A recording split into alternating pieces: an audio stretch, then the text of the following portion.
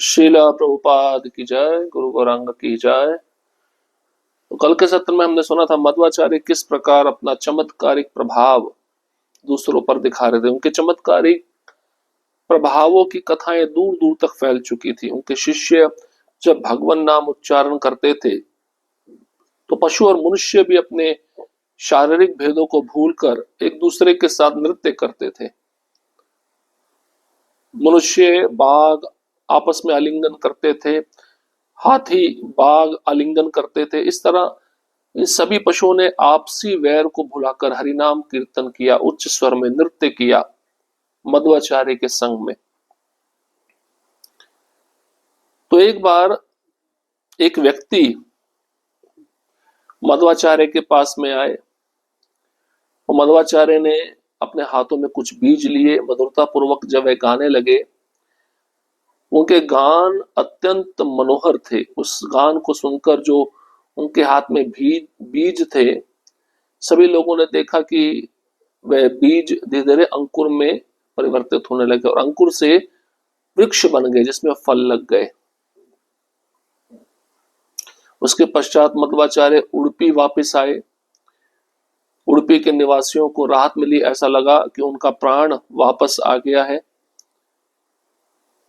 पूर्व में दक्षिण भारत की यात्रा करके मध्वाचार्य ने शंकराचार्य के श्रृंगेरी मठ के प्रमुख विद्याशंकर से वाद विवाद किया था और उस वाद विवाद में मध्वाचार्य ने विद्याशंकर को हरा दिया था।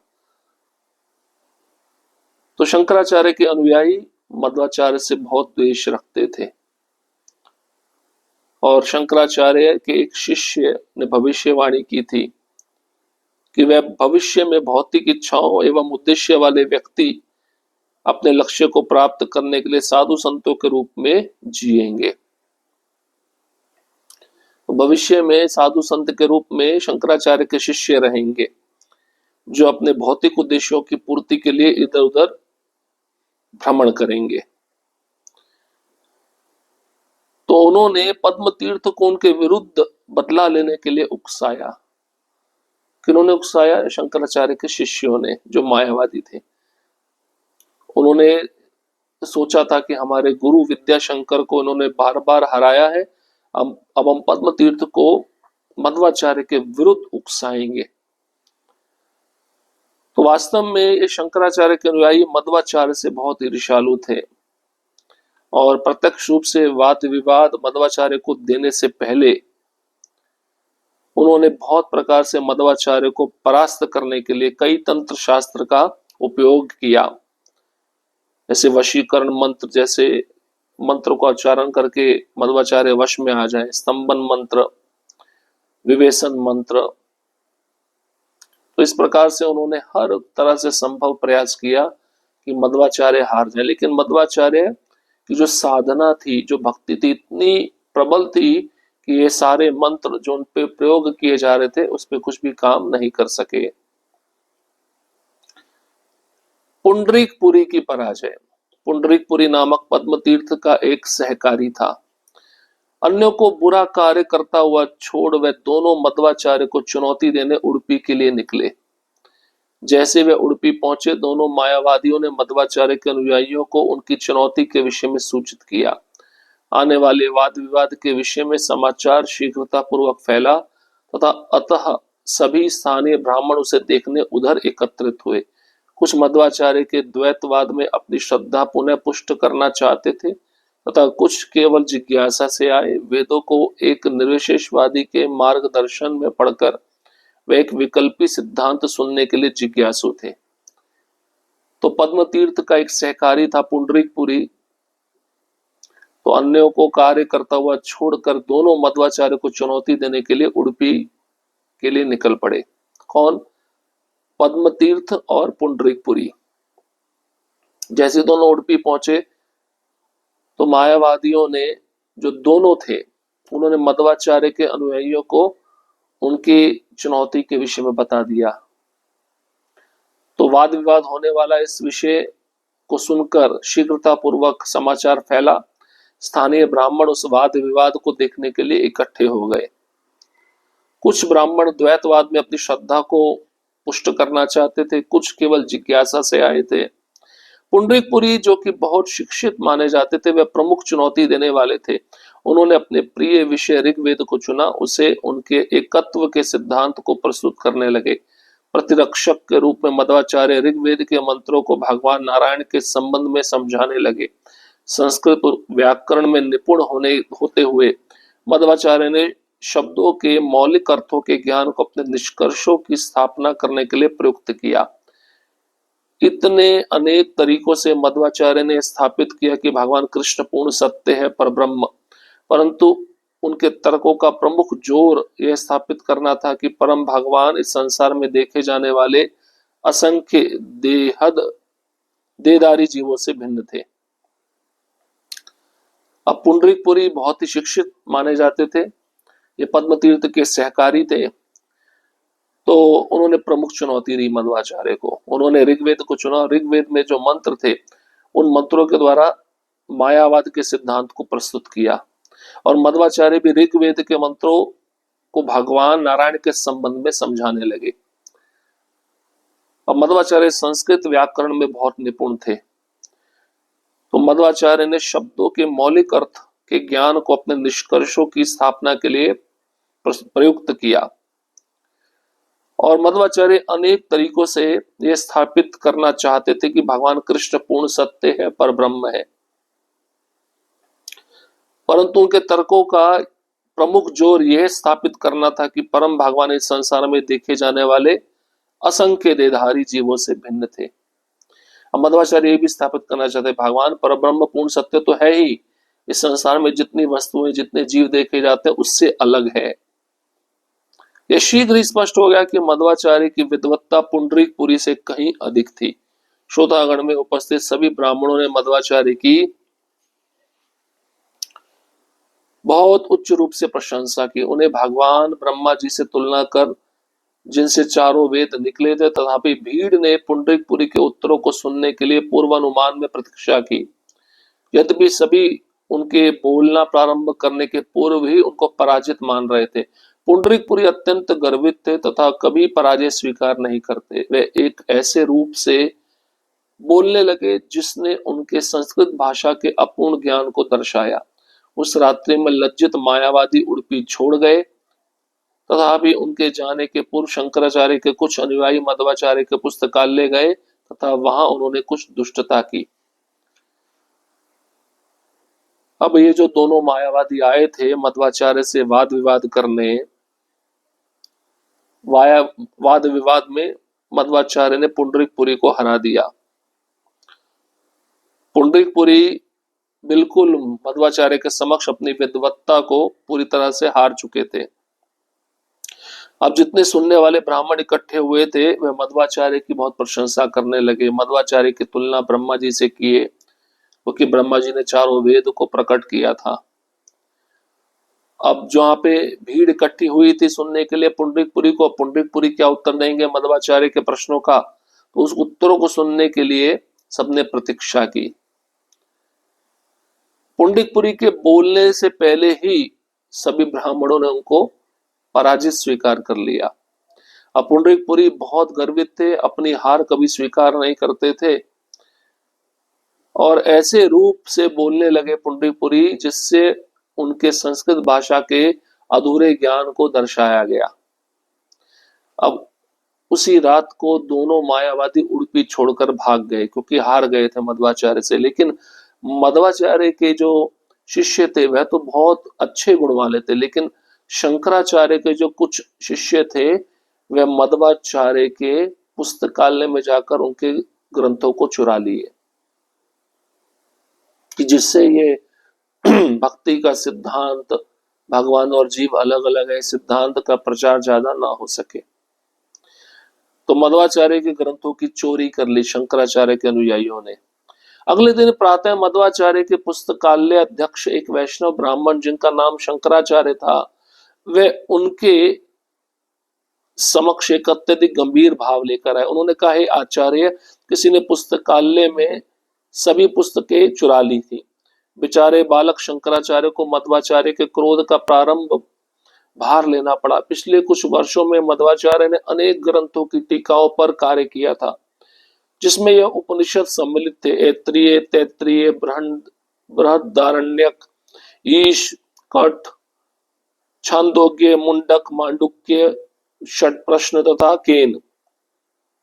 उन्होंने दो अत्यंत बहुमूल्य कार्यों को लिखा था: भागवत तात्पर्य तथा महाभारत तात्पर्य निर्णय। अब यह सभी हस्तलिपियां चुरा ली गई थी। क्रोधित भाव में मध्वाचार्य कठोर शब्दों के रूप में अपने सुदर्शन चक्र का आह्वान करते हुए प्रतीत हुए: हे मूर्ख मायावादी, तुम शीघ्र ही भगवान की शक्ति देखोगे जब तुम्हारा प्राण वायु रुक जाएगा। अपराधी मायावादियों के शिविर की ओर मध्व उस कक्ष से क्रोधित भाव से बाहर गए। एक अत्यंत तीव्र चलन के पश्चात वे उनका दल कुड़ीपदी नामक ग्राम शंकराचार्य के अनुयायियों से आगे गया, जिधर भगवान जनार्दन का मंदिर है। विनम्रता का ढोंग करते हुए पद्म तीर्थ भयभीत होकर मध्वाचार्य के समीप गए। निर्दोषता की याचना करते हुए प्रमाण के साथ पकड़े न जाने की आशा से उन्होंने समाधान भाव से बात की। ऐसा हुआ कि तब ही चातुर्मास्य का समय प्रारंभ हुआ था। तब मध्वाचार्य एवं उनके अनुयायी कुड़ीपदी में 4 मास तक ठहरे। कुछ समय पश्चात जब वे आश्वस्त हो गए कि वे मध्वाचार्य के संदेहों को अधिक समय तक दबा नहीं सकते थे, वे एवं उनका दल अपना निवास स्थान छोड़कर निकल गए, जिससे यह प्रकाशित हो गया कि वे ही वास्तविक चोर थे। मध्वाचार्य सुनिश्चित थे कि भगवान की कृपा से उनके ग्रंथ उन्हें लौटा दिए जाएंगे। वे न केवल उनकी अपनी टीकाएं थी, अपितु अनेक दुर्लभ एवं प्राचीन वैष्णव साहित्यों का एक संग्रह भी था। इस चोरी का समाचार दूर दूर तक फैला, जब तक यह कुंभ वर्तमान केरल के वैष्णव राजा जयसिंह महाराज के कानों तक नहीं पहुंचा। राजा ने मध्वाचार्य को यह संदेश भेजा कि वह उन ग्रंथों को पुनः प्राप्त करेंगे यदि उनकी वैसी इच्छा थी।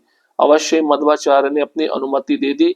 वास्तव में राजा ने मध्वाचार्य के प्रचार के विषय में सुना था तथा वे उन्हें एक उत्कृष्ट भक्त मानते थे तथा इस कारण वे उनकी सेवा करने के लिए अत्यधिक उत्सुक थे। ये तथ्य है कि एक उत्कृष्ट वैष्णव के प्रति की गई सेवा व्यक्ति को गंगा में पुनः पुनः स्नान करने से अधिक अच्छे से पवित्र करती है। एक साधारण सन्यासी एक तीर्थ स्थल से दूसरे तीर्थ स्थल तक यात्रा कर सकता है, परंतु मध्वाचार्य चलते फिरते तीर्थ स्थल थे। वे जिधर भी जाते वह स्थान पवित्र हो जाता तथा बहुसंख्या में भक्त उनका दर्शन प्राप्त करने आते। तत्पश्चात जयसिंह महाराज ने अपनी सेना ली तथा इधर उधर ढूंढने के पश्चात वे पद्म तीर्थ के शिविर पाए। उन्होंने मायावादियों को कहा कि आप सभी ग्रंथों को 5 मिनट में लाएं अथवा उनके सैनिकों द्वारा मारे जाएंगे। अतः ऐसा हुआ कि शंकराचार्य के अनुयायी शीघ्रता पूर्वक चुराए गए ग्रंथों को लेकर आ गए। राजा ने सभी ग्रंथ लिए तथा अपराधियों के साथ और अधिक समय गवाए बिना निकल गए। अब अगले दिन क्या हुआ? सुबह सुबह पुस्तकालय अध्यक्ष छोटा सा बालक था, उसका नाम था शंकराचार्य। उन्होंने अपने गुरु मध्वाचार्य के सामने आकर एक जिज्ञासा की। बहुत बड़ी गलती हो गई। शंकराचार्य के कुछ अनुयायियों ने पुस्तकालय में आकर सारे ग्रंथों को चुरा लिया है। तो मध्वाचार्य को क्रोध आ गया। मध्वाचार्य ने सारे उपनिषदों पर टीका लिखी थी। अब वो क्रोधित भाव जो मध्वाचार्य के हृदय में था, वो कठोर शब्दों के रूप में सुदर्शन चक्र को बुलाने लगा। और सुदर्शन चक्र को बुलाकर मध्वाचार्य ने कहा, मूर्ख मायावादियों, तुम शीघ्र ही भगवान की शक्ति को देखोगे जब तुम्हारा प्राणवायु रुक जाएगा। अपराधी मायावादियों के शिविर की ओर मध्वाचार्य उस कक्ष में क्रोधित भाव से बाहर गए। उस समय मध्वाचार्य और उनका दल तीव्रता पूर्वक कुड़ीपदी नामक स्थान पर पहुंचा, जहां शंकराचार्य के अनुयायी ग्रंथों को चुराकर निवास कर रहे थे। अब शंकराचार्य के अनुयायी, उसमें भी श्रेष्ठ पद्म तीर्थ, वो ढोंग कर रहे थे विनम्रता का। भयभीत होकर मध्वाचार्य के चरणों में गिर पड़े और निर्दोषता की याचना करने लगे। उन्होंने मध्वाचार्य के चरणों को पकड़ लिया। अब उस समय चातुर्मास्य शुरू हो चुका था। मध्वाचार्य के शिष्य भी उसी स्थान पर रहे, लेकिन कुछ समय के बाद उनको पता चल गया कि पद्म तीर्थ शंकराचार्य के अनुयायी इन्हीं लोगों ने मिलकर ग्रंथों को चुराया, क्योंकि उस स्थान को वे छोड़कर भाग चुके थे। यही वास्तविक चोर थे। अब मध्वाचार्य बिल्कुल सुनिश्चित थे कि उन्होंने जो ग्रंथ लिखे भगवान की टीका के ऊपर, वो उनको वापस लौटा दिए जाएंगे, क्योंकि केवल मध्वाचार्य के ग्रंथ नहीं थे, वहां पर अनेक दुर्लभ एवं प्राचीन वैष्णव साहित्यों का भी वह संग्रह था। इस चोरी का समाचार दूर दूर तक फैल गया और वर्तमान केरल के वैष्णव राजा जयसिंह महाराज तक के कानों में बात पहुंच गई। राजा ने मध्वाचार्य को संदेश भेजा, उन ग्रंथों को पुनः प्राप्त हम करेंगे यदि आपकी इच्छा है तो मध्वाचार्य ने अपनी अनुमति दे दी कि आप उन ग्रंथों को वापस लेकर आइए।